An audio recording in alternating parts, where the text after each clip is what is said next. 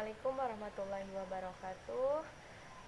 Perkenalkan, nama saya Ai Mariani dari kelas PAI 2B. Saya di sini akan mempresentasikan mata kuliah teori belajar tentang model pembelajaran dari kelompok 7. Sebelum saya membahas tentang model pembelajaran, terlebih dahulu saya akan membahas apa itu model dan apa itu pembelajaran. Nah, model adalah rencana, representasi, ataupun deskripsi yang menjelaskan tentang suatu objek, konsep yang seringkali berupa penyederhanaan atau idealisasi.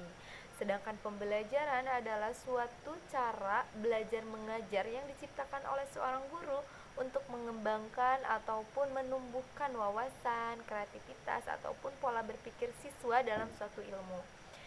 Nah, sedangkan model pembelajaran itu sendiri adalah seluruh rangkaian kajian ajar yang digunakan dalam proses pembelajaran atau yang menjadi model pembelajaran.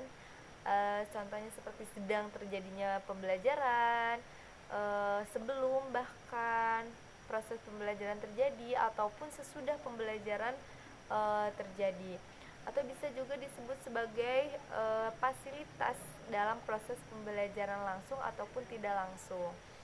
Nah, atau dapat disimpulkan nih kalau model pembelajaran itu bisa disebut juga sebagai strategi, planning, ataupun rencana atau tujuan kita dalam proses pembelajaran yang akan kita tempuh atau kita tuju dalam suatu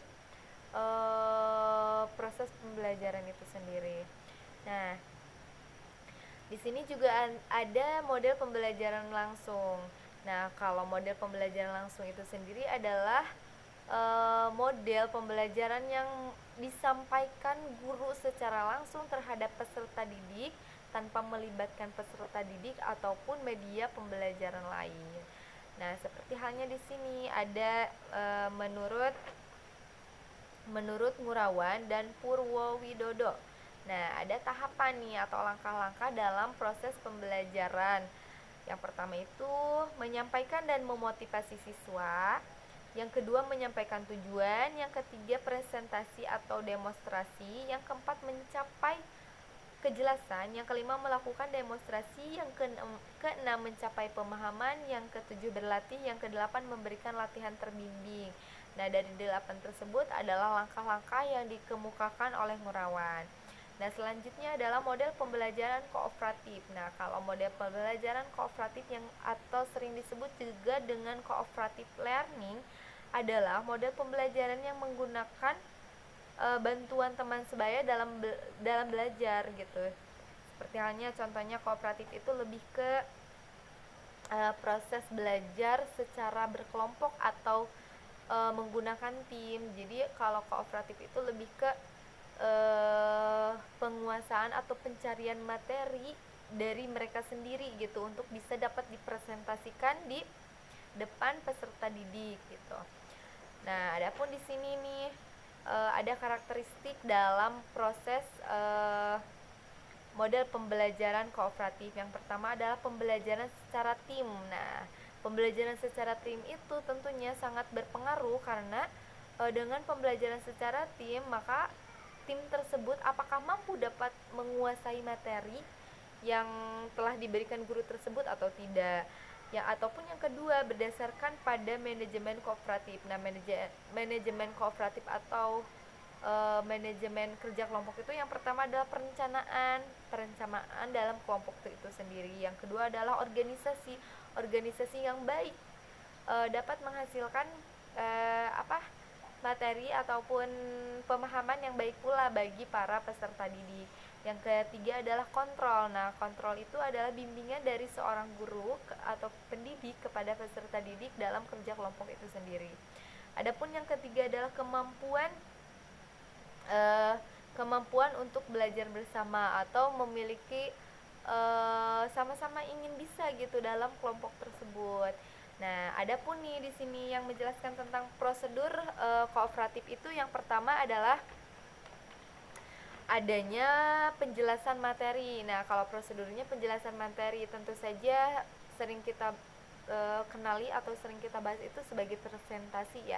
Jadi, kelompok yang sudah tadi diberikan materi oleh gurunya masing-masing udah udah dibagi-bagi nih materinya, maka peserta didik harus bisa mempresentasikannya di depan kelas, mempresentasi materi yang mereka dapatkan kepada peserta didik yang lain. Lalu yang kedua ada belajar kelompok. Nah, belajar kelompok ini sangat berpengaruh bagi mereka karena mereka bisa lebih menguasai materi dengan baik, lebih bisa berdiskusi, lebih mudah dalam menangkap materinya masing-masing gitu.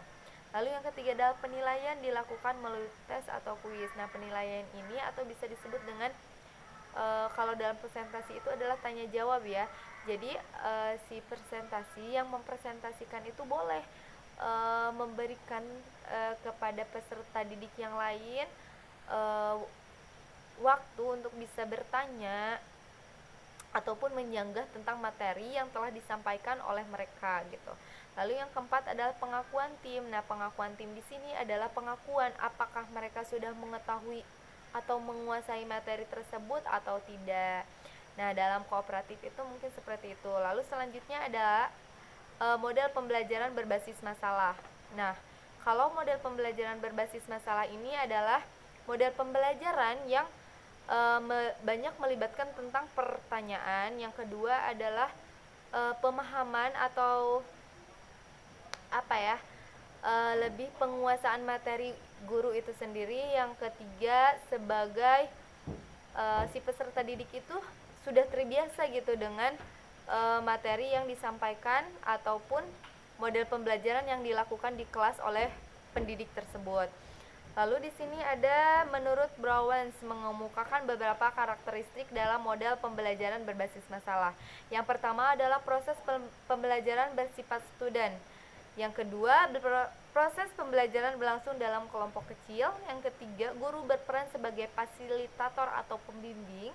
Yang keempat, permasalahan yang disajikan dalam setting pembelajaran di organisasi dalam bentuk dan fokus. Lalu yang kelima, informasi baru diperoleh melalui belajar secara mandiri. Yang keenam, masalah merupakan wahana untuk mengembangkan keterampilan pemecahan masalah. Jadi kalau dalam berbasis masalah ini lebih ke peserta didik dituntut untuk bisa memecahkan suatu materi atau suatu masalah yang diajukan oleh pendidik kepada peserta didik itu sendiri gitu.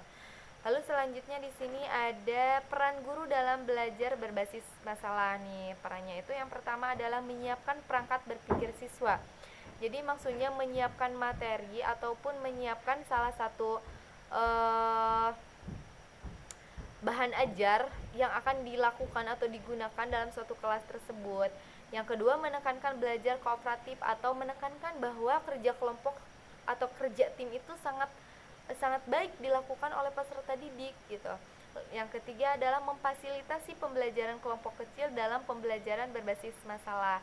Nah, kalau yang ketiga ini adalah guru atau peserta didik itu memberikan materi ataupun memberikan fasilitas kepada peserta didik dalam memecahkan atau melakukan model pembelajaran berbasis masalah gitu. Yang keempat, melaksanakan pembelajaran berbasis masalah. Jadi intinya pendidik dan peserta didik itu harus bisa berkolaborasi ya dengan model pembelajaran berbasis masalah itu sendiri. Maka model pembelajaran berbasis masalah itu dapat tercapai dengan baik jika keduanya sama-sama memberikan kolaborasi yang baik tersebut. Mungkin dalam penjelasan materi model pembelajaran dicukupkan sekian. Mohon maaf bila ada banyak kesalahan. Wassalamualaikum warahmatullahi wabarakatuh.